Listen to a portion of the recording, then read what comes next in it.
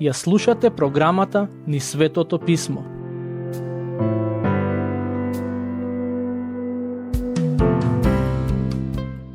Драги слушатели, денешната епизода ќе ја започнеме со обработка на глава 21 од книгата Втора Самуилова.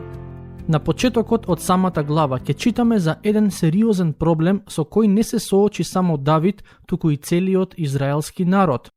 Ако имате Библија со себе, ќе ве замолам да ја отворите кај глава 21 од книгата Втора Самуилова. Ќе ги прочитаме првите 7 стихови. Во деновите на Давид имаше по земјата 3 години глад, година по година. Давид го праша Господа, и Господ рече: тоа е поради Саул и крвничкиот дом негов, поради тоа што ги убиваше гаваонците. Тогаш царот ги повика гаваонците и зборуваше со нив. Гаваонците не беа од Израеловите синови, туку остатоци од аморејците, на кои израелците им се заколнаа дека ќе ги поштедат, но Саул сакаше да ги уништи од ревност кон потомците на Израел и на Јуда.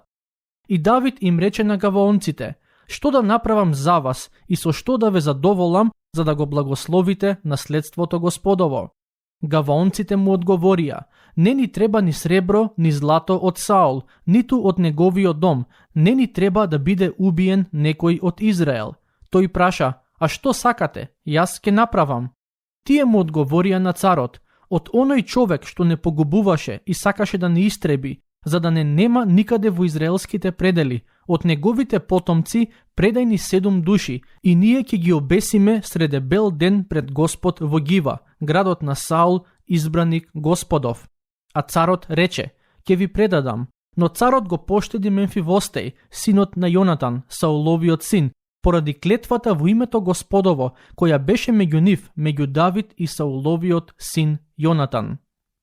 Ова е навистина интересен, па би рекол и необичен дел од Светото Писмо. Пред се, добро е да се сетиме дека во времето на Исус Навин, гаваонците со лукавство го измамија Исус Навин, исклучија сојуз и договор со него. А во тие времења кои ние денес ги нарекуваме нецивилизирани, договорот се сметаше за нешто свето и неповредливо, односно условите од договорот строго се почитуваа. Тогаш договорите беа многу повеќе од обично парче хартија. Тие не беа направени да се прекршуваат. Во тоа време зборот на еден народ вредеше колку и нивниот живот, и кога ќе направеа договор, тие го држеа. Но тогаш се појави Саул и го прекрши тој договор. Давид подоцна се обиде да ја поправи таа неправда. И успеа, но другата страна на паричката е онаа што е навистина интересна.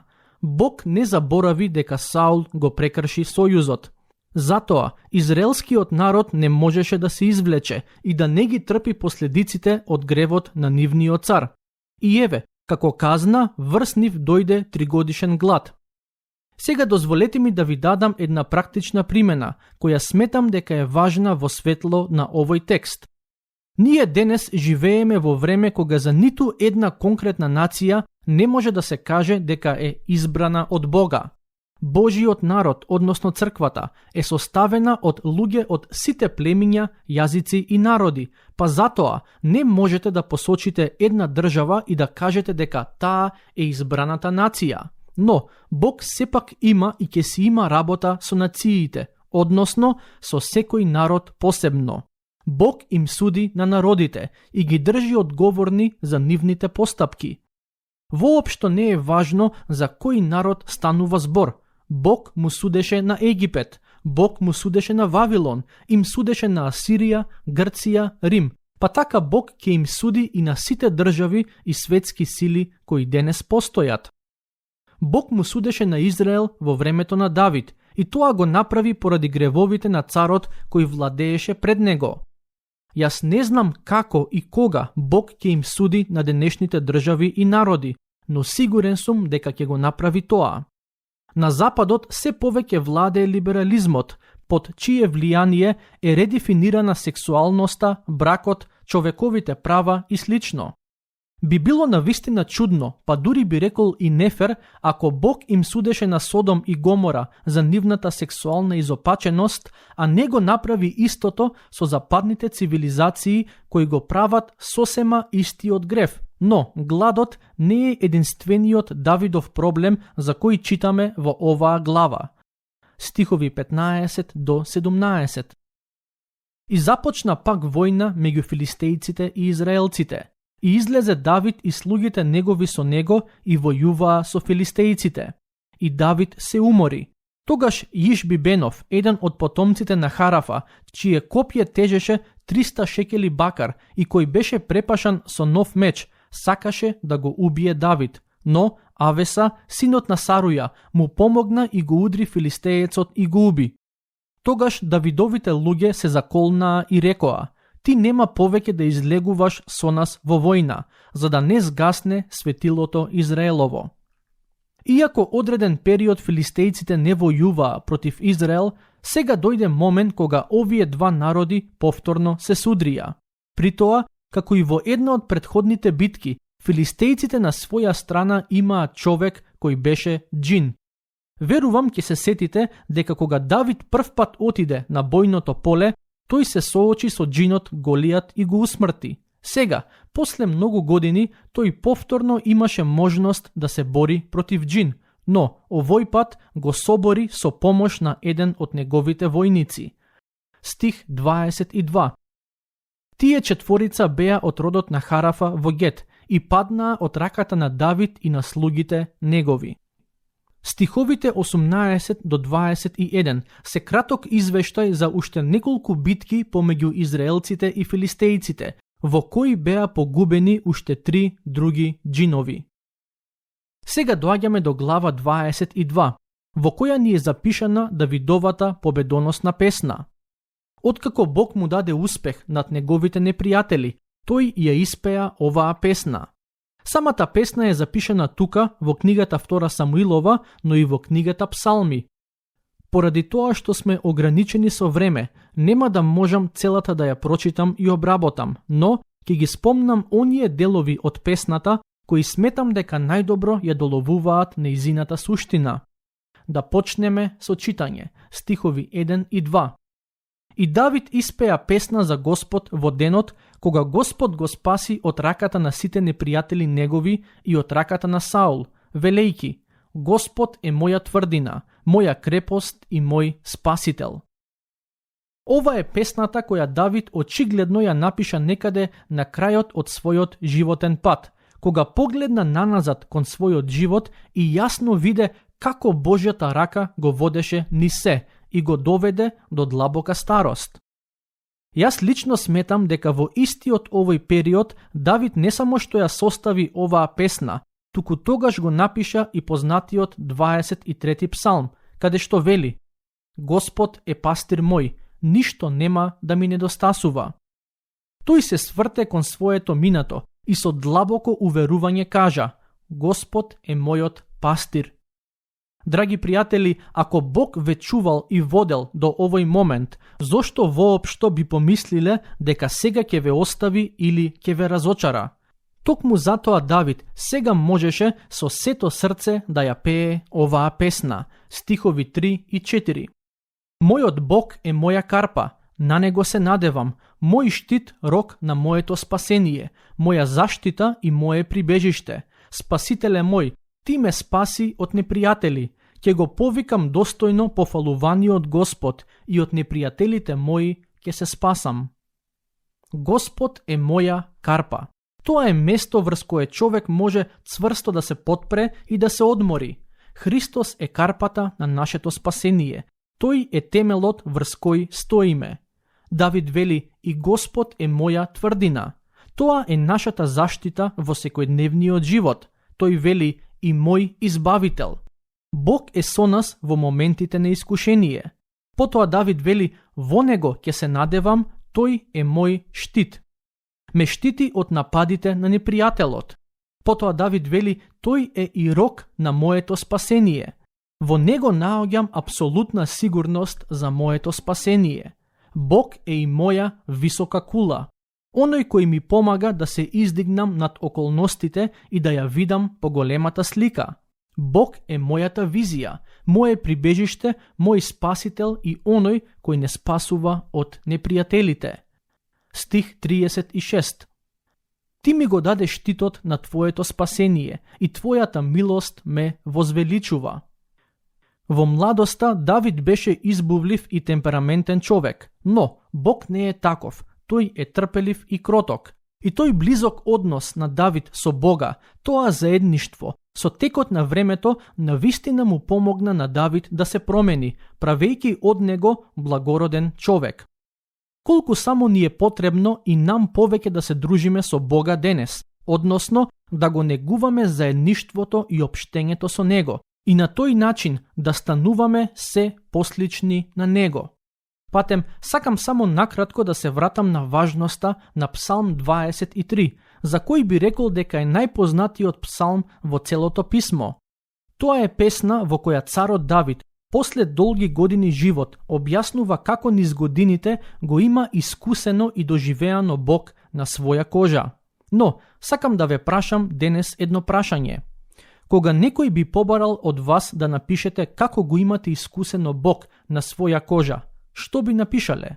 Не велам дека мора да напишете поезија во стилот на онаа на Давид, но со какви зборови би го опишале вашиот небесен татко? Кога Давид седна да напише како го доживеал Бог, тој го спореди со пастир, при тоа објаснувајќи дека како што пастирот се грижи за секој аспект од благосостојбата на овцата, така Бог се грижи за секој аспект од неговата благосостојба. Но, ајде да се вратиме назад на оваа песна на Давид, која е запишана во книгата 2 Самуилова. Ќе продолжиме со читање. Стих 40. Ти ме препашуваш со сила за бој и ги кутнуваш пред мене оние што станале против мене. Давид искрено можеше да погледне назад на своето минато и без никаков сомнеж да сведочи дека Бог му помогнал против неговите непријатели. Негови непријатели беа Саул, филистејците, неговиот син Авесалом и други. Можеби и вие како Давид имате некои луѓе кои се непријателски настроени кон вас, иако на никаков начин не сте им сгрешиле. Ако се наоѓате во таква ситуација, сакам да ве охрабрам да му бидете послушни на Бог и нештата да ги препуштите во негови раце. Како што Давид одлучи да не му се одмаздува на Саул, туку целата ситуација ја остави во Божји раце, постапете и вие така и ќе видите дека Бог ќе се застапи за вас. Но, секој од нас има и духовен непријател, а тоа се сатаната и неговите демони. Секој од нас е дел од духовна битка која секојдневно се одвива. Тоа е битка во која сатаната и неговите поданици не искушуваат со различни мисли и гревови, се со цел да не оттргнат што подалеку од Божјата волја за нашите животи. Но, ако се држиме блиску до Бог, ако сме посветени на исполнување на неговите зборови кои ни се дадени во Светото Писмо, и ние како и Давид ке можеме да сведочиме дека Бог ни дава победа над сатаната, односно над нашиот непријател. Како што Господ Исус извојува победа против сатаната во пустината, така и ние со Божја помош ке можеме да живееме во победа против сите искушенија кои ни се нудат. Сега доаѓаме до глава 23 од книгата 2 Самуилова. Во денешната епизода нема да имаме доволно време да ја читаме и обработиме целата глава. Самата таа се состои од два дела. Во првиот ни се запишани последните зборови на царот Давид, а во вториот дел ни се набројани така наречените Давидови јунаци, односно војниците кои имаа најголем придонес во Давидовата војска. Всушност, за Давидовите јунаци ќе читаме и при обработката на книгата Прва летописи, каде што овие луѓе се опишани во малку повеќе детали. Но, ајде денес само да ги прочитаме првите 3 стихови од оваа глава. Еве ги последните Давидови зборови. Слово на Давид, синот на Јесеј, беседа на мажот кој е високо поставен, на помазаникот на Бога Јаковов и на сладкопевецот Израелов. Духот Господов говори преку мене, и словото Негово е на јазикот мој. Рече Бог Израелов, карпата Израелова ми говори. Оној што господари со луѓето, нека биде праведен, да господари со страхопочит кон Бога. Во овие стихови Давид првично е представен како синот на Јесеј. Сакам само да ве потсетам дека Јесеј беше обичен земјоделец и сточар од Витлеем. Но, иако дојде од едно мало градче, сепак Давид за себе вели дека е високо поставен, односно дека Бог го подигна толку високо што го постави за цар. Всушност и првиот цар на Израел, Саул, не беше човек со некое благородно потекло или син на големец. И самиот тој ги чуваше магарињата на својот татко пред да биде поставен за цар на Израел. Знаете, тоа често го гледаме како во Стариот, така и во Новиот Завет. Бог да најде некој човек кој во очите на светот е никој и ништо, и по својата милост да го подигне и благослови тој човек на таков начин, што многумина ќе бидат благословени преку него. Потоа Давид е наречен и помазаникот Божи. Во суштина тоа значи дека беше човек кого Бог го избра за одредена задача или мисија. Во Стариот Завет пророците беа помазани од Бог за да ја пренесат неговата порака на народот. Во Новиот Завет гледаме дека Господ Исус беше Божиот помазаник. Тоа е буквалното значење на зборот Христос. Тој беше помазан да донесе спасение на сите кои веруваат во него.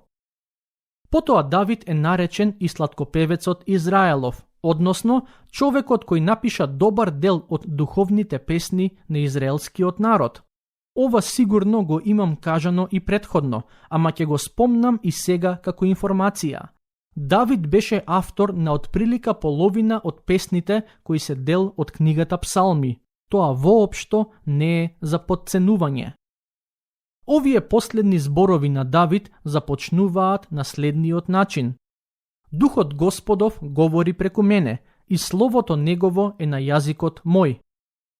Со други зборови, царот како да сака да каже, ова што ви го кажувам е Божја мудрост, не е моја. Едно од првите нешта кои Бог му ги каже на Давид е дека оној кој господари со луѓето, односно царот, треба да биде праведен и да господари со страхопочит кон Бога. Дали Давид во секој миг од своето владење постапуваше според овие зборови? Се разбира дека не, но преку овие зборови тој сака да ги поучи следните генерации на цареви, односно неговите потомци, да владеат праведно и да бидат свесни дека има некој кој владее над нив. Тука ќе го завршиме денешното проучување. Во следното ќе завршиме со обработка на оваа книга. Дотогаш, Бог нека ве благослови.